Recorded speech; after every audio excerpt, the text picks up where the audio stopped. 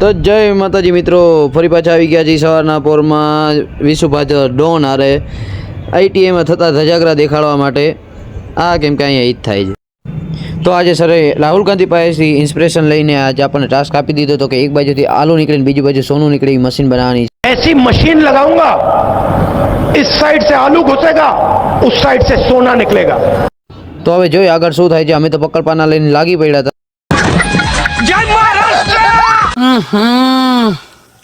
इसमें तो मुझे समझ में ही नहीं आ रही है क्या प्रॉब्लम है. 75 years later. એક બાજુ એટલી મહેનતથી કામ હાલે છે ને બીજી બાજુ આ લોકોના આવા ધતિંગ ધડા જ વેરા જ હાલે છે. સાહેબ હવે આ લોકોથી કંટાળી ગયો છે ભાઈ. હવે અહીંયા તો तू मेरे से प्यार करती है या नहीं करती, ये बता दे तू बस. તો ફાઇનલી જાડેજાએ હવે એને ઓર્કેસ્ટ્રા ખોલી લીધો છે પણ વગાડતો નહીં બેસુરા. ને અમારી મીલુ બેટી બેટી એ જ વિચારતી હતી કે આ સોનું નીકળશે કે નહીં નીકળે, કે પછી આમાં એ કે કાળા જ કરમ હે એ કે.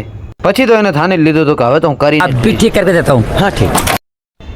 અને હવે ચમચમાતા પકડપાના જોઈને કહી દીધું જાડેજાએ કે આ તો હું આજ બૂચ મારીને જ જઈશ.